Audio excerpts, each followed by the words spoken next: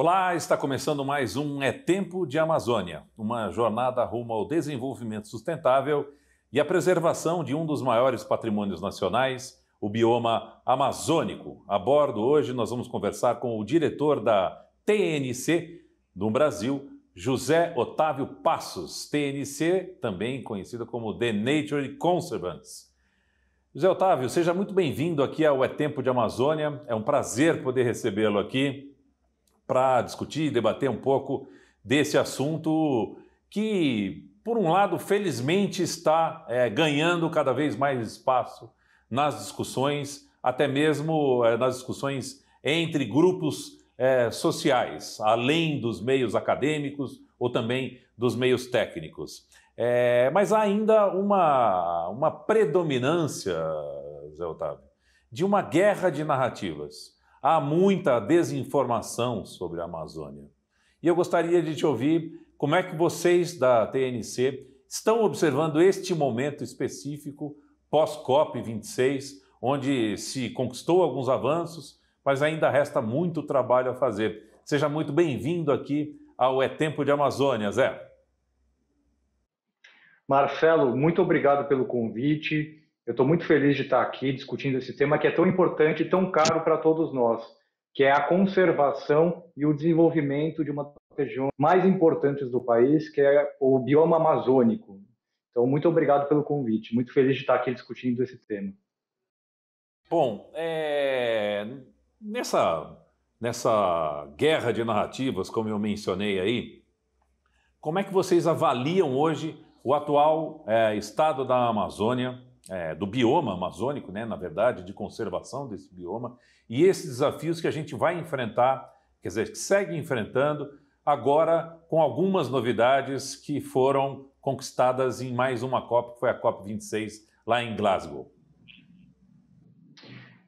A Amazônia, eu acho que assim, a gente tem que começar pelo ponto de que ela é uma área bastante bem preservada ainda, né? Então, só para citar o exemplo do Pará, o Pará ainda é coberto por 76% da vegetação nativa do bioma amazônico, mas é uma vegetação nativa, é um bioma que ainda está muito ameaçado. Então, a gente tem visto os números de desmatamento disparando, a gente tem visto a degradação florestal, a gente tem visto a questão do garimpo com bastante preocupação. Agora, é muito positivo que esteja se reconhecendo finalmente o valor da floresta, o valor da natureza, inclusive para a produção. O valor da natureza em harmonia com a sociedade, com os povos tradicionais, com os quilombolas, com os povos indígenas. Então, é um grande momento e é uma grande oportunidade que a gente tem nas nossas mãos de fazer diferente, de preservar e produzir, de preservar e valorizar as populações locais. A Amazônia é o lugar perfeito para isso, é o lugar perfeito para a gente ter um desenvolvimento genuinamente sustentável no longo prazo. Ela é também uma grande oportunidade do ponto de vista de mitigação de doenças climáticas. Ou seja, é um lugar que a gente precisa conservar e que a gente pode agora, com esse interesse renovado no meio ambiente, nas climáticas e na questão da biodiversidade, aproveitar para alavancar soluções na natureza que ajudem na preservação e na produção. Então, é muito para a gente ter essa discussão de modelo de desenvolvimento territorial, que alia a natureza com os povos e comunidades. Bom, Otávio, a gente tem, ao longo desta agenda aqui do É Tempo de Amazônia, ouvido diversos personagens ou indivíduos, autoridades, pesquisadores, professores, produtores rurais, líderes indígenas, enfim, uma série de entrevistas que a gente vem fazendo aqui, e parece haver um consenso de que a única alternativa eficiente mesmo para gerar um desenvolvimento sustentável na Amazônia é encontrar opções que deem remuneração a essa população que vive na Amazônia, né? Nós estamos falando de cerca de 25 milhões de brasileiros que estão espalhados aí em mais de 700 cidades. E eu gostaria de entender, nesse caminho, que já está ficando cada vez mais claro, que sem uma alternativa de atividade econômica que remunere essas pessoas, mas que seja também sustentável, quais são os principais desafios que um projeto com esse fim encontra hoje na Amazônia? São vários, Marcelo. Acho que você tocou num ponto que é fundamental. A gente tem que aliar a conservação com a geração de renda, com os benefícios econômicos para a população local. Não só a população local, a população que vive no território e a economia que está naquele território. Então, entre os desafios estão como é que a gente produz garantindo a conservação também. Há um conflito inerente entre atividades econômicas que se expandem e a floresta. E a gente acha que tem agora um caminho bom para a gente explorar a bioeconomia como uma das alternativas que valoriza a floresta e os povos e comunidades que produzem. Então, a gente fala muito do potencial da bioeconomia para a Amazônia. Então, só um exemplo, a gente fez um estudo, a TNC, que foi concluído agora em julho, no qual a gente analisou o potencial de 30 cadeias da sociobiodiversidade no Pará, especificamente para o Pará. Tá? Só para se ter uma ideia, hoje eles representam 6 bilhões de reais em valor adicionado. E tem um potencial até 40 bilhões de reais. Ou seja, analisando só 30 produtos, a gente vê que existe um potencial imenso para essa bioeconomia da sociobiodiversidade. Agora, existem muitos meios para chegar lá. Uma das coisas que o estudo apontou é que dos agricultores familiares, somente 5% tinham tido acesso a crédito. Ou seja, se a gente quiser passar de 100 a 170, é um dos gargalos que a gente tem que resolver. Linhas de crédito e de financiamento inovadoras que estejam adequadas à forma de produção, às culturas locais e à produção que está associando a floresta com os produtos da sociobiodiversidade. Então, o potencial existe, existem gargalos como esses que eu mencionei da questão financeira, do crédito, mas também é preciso pensar em como se desenvolve essa bioeconomia, para que alguns produtos não possam também virar fontes novas de pressão sobre a natureza, como é o caso de alguns produtos que expandem demais, eles tendem a virar monoculturas. Então, como é que a gente faz para garantir isso? Valorizando a cultura tradicional e os meios de produção tradicionais, valorizando os povos indígenas, as comunidades tradicionais. Agora, vamos também ser realistas de que nem tudo vai vir só da produção e dos produtos. É preciso garantir pagamento por serviços ambientais, é preciso garantir formas de remuneração em a floresta pelos serviços que ela prestam, tanto nos meios de vida, quanto serviços ambientais que elas prestam, por exemplo, na produção rural. Então, precisa auxiliar a produção, alternativas econômicas, com esses serviços ambientais e o reconhecimento de que essa floresta em pé tem um valor para além dela própria. A TNC se dedica especialmente a criar essas pontes entre os produtores e encontrar fontes de financiamento ou outro tipo de apoio ou suporte para esse tipo de projeto. Qual o principal objetivo ou atividade que a TNC desenvolve, especialmente aí no âmbito da Amazônia? A gente faz várias coisas, tá? Mas eu vou dividir em 3 eixos principais que a gente atua. A implementação de projetos. Segundo, apoiando organizações de povos indígenas, comunidades tradicionais, para que eles tenham voz, para que eles tenham protagonismo. O desenvolvimento de soluções inovadoras. Um exemplo muito concreto disso é um projeto que a gente está desenvolvendo agora com a Amazon, que é o Acelerador de Agroflorestas e Restauração. A gente tem um grande potencial do mercado do carbono, né? Muito tem se falado desse potencial do mercado de carbono. Agora, há uma série de gargalos que precisam ser resolvidos para que esse potencial todo seja realizado, para que os recursos do mercado de carbono cheguem até o produtor, até o pequeno produtor, até a agricultura familiar. Então, a gente desenvolveu um projeto que visa chegar em 3.000 famílias e restaurar 20.000 hectares, sendo metade dessa restauração com sistemas agroflorestais e metade com restauração ecológica, principalmente áreas de APP. Esse é um exemplo de um projeto em que a gente desenvolve soluções inovadoras para de mercados internacionais, nesse caso o mercado voluntário de carbono, para que chegue na ponta e gere renda e conservação ao mesmo tempo. Então, para além dos resultados do projeto em si, o que a TNC faz é desenvolver os arranjos, o arranjo de governança, o arranjo lógico, as soluções de produção, as conexões do produto com a cadeia produtiva, então, por exemplo, com as empresas que compram o cacau lá no final, na ponta, os métodos de restauração. Então, a gente tenta levar isso e empacota de uma forma que a gente desenvolva uma solução que pode ganhar escala depois e possa ser replicada depois. A TNC atua muito assim, não fazendo projeto a projeto, mas desenvolvendo projetos que possam ser replicados, que possam depois gerar um impacto muito maior do que a TNC conseguiria fazer sozinho.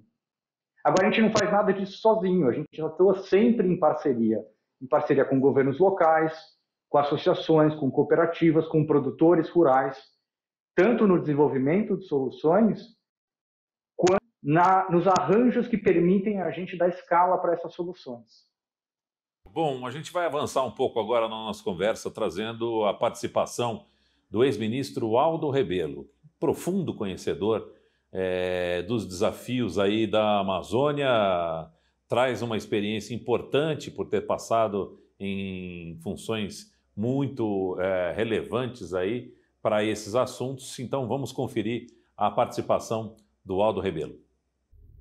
Prezado José Otávio Passos, a Europa e os Estados Unidos destinam ao Brasil a função de compensar com a proteção de florestas as emissões de CO2 dos europeus e dos norte-americanos.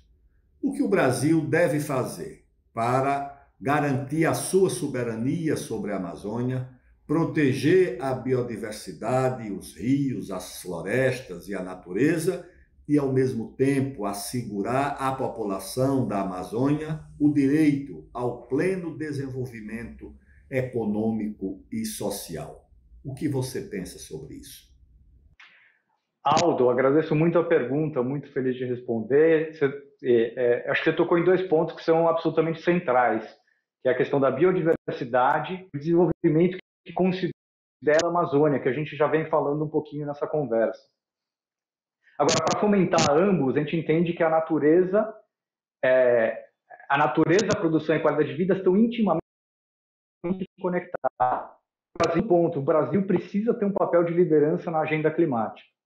Esses dois pontos são fundamentais, e acho que você tocou neles. Então, com relação ao primeiro, a gente está finalmente as florestas e as soluções baseadas na natureza são peças-chave para evitar os piores cenários de mudanças climáticas. E isso está muito ligado também com a questão da biodiversidade. Então, hoje, a gente entende também que essa preservação da natureza não é só feita, e não deve ser só feita por conta das mudanças climáticas, mas até por conta, como a gente vinha dizendo, da manutenção dos serviços ambientais que ela provê. Ou seja, para a produção rural ser adequada, em qualidade, em quantidade, em estabilidade, para gerar renda, a gente precisa da natureza. A gente já tem muitos exemplos de que áreas bem preservadas têm mais água, têm um clima mais ameno e, portanto, são mais propícias para a produção rural.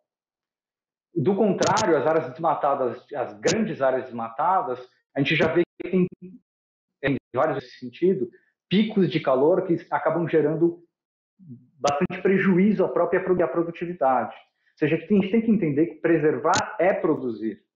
Então, esse ponto da biodiversidade, do desenvolvimento da sociedade, ele está intimamente conectado com a conservação. E aí eu passo para o segundo ponto do Brasil ser um protagonista nessa história. A gente pode ser um movimento que valorize a natureza e as pessoas. Então, é de nosso total interesse investir nessa transição para uma economia de baixo carbono. E assim, a gente não pode se enganar também. Mudanças climáticas, redução da biodiversidade são problemas globais, mas eles são problemas para nós brasileiros. E o Brasil tem muito a ensinar dentro desse cenário. E a gente precisa ter um papel de liderança para isso, não só recebendo recursos para o desenvolvimento sustentável, a partir dos mercados de carbono, de pagamento por resultado, mas também apontando caminhos que eles podem e devem ser seguidos para garantir harmonia entre a natureza, a sociedade e a produção. Então, é muito interessante como a gente consegue ter essa nova visão e aproveitar esse momento para gerar um exemplo de como a gente faz um desenvolvimento verdadeiramente sustentável. Bom, seguindo a nossa conversa aqui, e acho que aproveitando um gancho aí da sua resposta, Zé Otávio, você acredita que o Brasil, pelo balanço de sequestro de carbono, geração, emissões de gases de efeito estufa, ele pode ter aí um superávit nessa balança. Nós conseguimos exportar crédito de carbono, por exemplo, não só beneficiando a própria natureza com a sua conservação aqui e algumas empresas que vão conseguir se financiar por meio desse mecanismo, mas também gerando divisas para o país com a exportação de créditos de carbono? Marcelo, esse é um ponto que é muito interessante, o jeito que você colocou, e me fez pensar a seguinte questão. O potencial existe. E existe, a gente tem esse grande potencial de exportar, vamos chamar carbono, não como commodity, mas o carbono de alta qualidade, que incorpore valores socioambientais dentro dele. Agora, vamos pegar os exemplos dos produtos que o Brasil começou a exportar e teve grande protagonismo ao longo de sua história. Para chegar no ponto de exportar qualquer coisa, o país teve que investir, o país teve que mostrar resultado, o país teve que agregar valor. Isso vai desde o café dos anos 30 até toda a produção até de minérios. Ele teve que ter um grande investimento para chegar nesse ponto. Então a gente tem um potencial imenso por conta das nossas reservas de biodiversidade, das florestas, de exportar sim carbono e de apoiar no processo de mudanças climáticas. Agora, para chegar nesse ponto, a gente tem que reduzir muito o desmatamento, para dar um exemplo. Você já tem alguns mecanismos de pagamento por resultado, como, por exemplo, a coalizão LEAF, que tem a Amazon como uma das investidoras, o Reino Unido, o governo da Noruega, que já se comprometeram a comprar esses créditos de carbono pela redução das emissões. Vou trazer o exemplo do Pará. As emissões do Estado, mais de 90% das ações são atribuídas à mudança de uso do solo, fundamentalmente desmatamento. Se a gente reduzir esse desmatamento, a gente gera crédito de carbono. E já tem comprador para esse crédito de carbono. Mas para isso precisa ser feito um investimento, tanto em comando e controle, ou seja, garantir que o desmatamento ilegal seja combatido, quanto em soluções para uma transição para um modelo diferente de produção. Então, a gente pode e deve investir nisso, não só como uma perspectiva econômica, mas até como um modelo de desenvolvimento nosso, de agregação de valor, de novas cadeias que podem ser fomentadas a partir da conservação da natureza. E dentro desse programa da TNC, eu gostaria de fazer uma pergunta para você, que é a seguinte. Primeiro ponto, foi previsto por vocês uma possibilidade de aumento de lucratividade desses produtores com esses sistemas integrados? Porque, de fato, isso dá muito trabalho, né? O produtor ele não tem familiaridade com algum tipo de silvicultura ou coisa assim. E se dentro dessa previsão aí de produtividade, de lucratividade, estão já os serviços ambientais? Nós temos aí a nova lei, né, de pagamento por serviços ambientais. Queria saber se isso já está na conta, se vocês conseguiram fazer uma estimativa de aumento de lucratividade e de pagamento por serviço ambiental. Essa pergunta cabe como uma luva, tá? Porque a gente entende, como eu disse antes, que os projetos de conservação precisam aliar também os econômicos na ponta, para o produtor rural, para as famílias. Isso está no centro do desenho de todos os projetos que a gente desenvolve. Então, o projeto acelerador tem isso como uma pedra fundamental. Se a gente não conseguir gerar benefícios na ponta, a gente não consegue evitar desmatamento e a gente não consegue estimular a restauração de florestas. Mas onde é que entra esse benefício econômico? E aí a lucratividade que você mencionou. Hoje em dia, a produção rural, principalmente de pequenos produtores da agricultura familiar, ela tem uma baixa produtividade. Só no Pará, por exemplo, você tem que é por volta de metade das áreas de pastagem são áreas de degradação. Isso significa que essas áreas de agricultura familiar não têm tanta renda quanto elas poderiam. E aí, como é que elas podem mais renda? Uma das grandes saídas é esses sistemas integrados que você mencionou. Né, que a gente, no caso do nosso projeto, são sistemas agroflorestais, que é a produção que vai ser algum produto que vai ser uma âncora econômica, valor de mercado maior, que no caso é o cacau, nesse projeto, e outros produtos. Então, é uma produção diversa que você tem em agrofloresta. Então, o cacau, e a restauração e outros produtos que podem ser comercializados. Só para dar um exemplo, um projeto irmão desse acelerador, que foi o projeto Cacau Floresta, que já tem mais de 8 anos de trajetória, A gente acompanhou 300 produtores e continua acompanhando. E a gente avaliou que a renda dessas famílias pode subir de R$ 4.000 mensais, aproximadamente, para até R$ 7.000 em 5 anos após a implementação de sistemas florestais. Agora, é importante incluir a cadeia produtiva nisso, né? Então, trazer a cadeia produtiva é uma das chaves de conseguir não só que o sistema agroflorestal seja uma fonte de produção, mas que se transforme numa grande fonte de renda para esse produtor ou de lucratividade, como você colocou. Com relação aos serviços ambientais, nesse projeto em particular com a Amazon, esse é um dos pilares dele, no fundo. Ele é para sustentar a geração de crédito de carbono, né? Então, o sistema agroflorestal e a restauração ecológica, que tem como meta, que eu mencionei anteriormente, sequestram carbono, geram crédito de carbono. Então, como contrapartida desse serviço ambiental, vamos chamar, o produtor está recebendo um par de produtos e serviços que apoia ele na implementação dos sistemas agroflorestais e na restauração ecológica, que por sua de regularização ambiental desse produtor. A gente quis ser um pouco conservador nas nossas simulações, mas a gente entende que tem potenciais adicionais para os serviços ambientais. Mas lá é preciso construir uma plataforma mais estruturada. A gente já tem conversa com parceiros, inclusive o governo do estado, nesse sentido, de uma construção que vá para além só do carbono. Bom, Zé, a gente está conversando com uma conexão aí, você está em Belém, eu aqui em Brasília, às vezes a internet causa algum tipo de interferência, mas a gente conseguiu acompanhar toda a sua resposta. Nós temos tempo ainda, eu quero trazer para a conversa aqui agora a participação do Marcos Fava Neves, que é professor da USP e também da FGV, e traz aqui um comentário para você. Olá, eu sou Marcos Fava Neves, professor na USP e na FGV, na área de agronegócios. Parabenizar a TNC, a Amazon e os outros envolvidos aí nessa iniciativa e deixar aqui uma pergunta para o Passos. O que ele acha da ideia da Amazon também ajudar no acesso ao mercado desses produtos que possam ser produzidos aí por essas comunidades? Porque isso daria um critério de sustentabilidade econômica muito legal aí para o projeto. Mas parabéns, uma ideia fantástica aí, tomara que isso se viabilize e dê certo. Bom, primeiro agradecer pelos parabéns.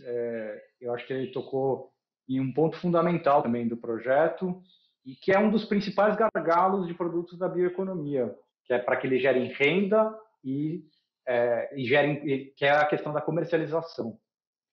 Vamos lembrar que, como eu disse, os sistemas agroflorestais que a gente trabalha, eles partem do princípio da diversidade da produção. Eles vão ter uma âncora econômica, como, por exemplo, o cacau, no nosso caso, mas eles geram uma série de outros produtos que precisam ser comercializados também para gerar renda. Como é que esse nosso projeto com a Amazon vai trabalhar com isso? E aí tem 3 principais eixos no qual a gente apoia isso. O primeiro, no fortalecimento de cadeias de produção em nível local. A segunda questão, por meio da conexão com grandes compradores, especialmente de cacau, nesse caso. E, por último, na valorização da produção por critérios socioambientais. Com relação ao primeiro ponto, a gente entende que é fundamental a gente apoiar cooperativas e associações nesses 3 territórios. Então, a gente gera não só a organização em nível local dos produtores, mas também a gente possibilita uma agregação de valor por escala e qualidade desses produtos. Isso principalmente naqueles produtos que hoje não têm uma cadeia tão bem desenvolvida. No caso do cacau, por exemplo, ele já está muito mais bem desenvolvido. Você já tem grandes agroindústrias que trabalham em nível regional. Mas para outros produtos ainda precisa ser resolvidos uma série de gargalos do ponto de vista logístico, de qualidade, de quantidade. E a segunda questão, na questão da conexão com compradores, eu cito o exemplo do projeto irmão desse acelerador, que é o Cacau Floresta, no qual a gente já trouxe a agroindústria, os compradores de cacau para dentro do desenho do projeto. E aí eles não só compram o cacau que é produzido, mas eles provêm assistência técnica, apoiam na resolução de gargalos na produção e comercialização, e ao já estarem lá, eles sabem a qualidade daquele cacau. O que me leva ao terceiro ponto, a valorização da produção por critérios socioambientais. O comprador vai saber como aquele produto foi produzido, e ele sabe que foi feito em sistemas agroflorestais que aumentam biodiversidade, que sequestram carbono e que geram renda. Além disso, que respeitam salvaguardas socioambientais.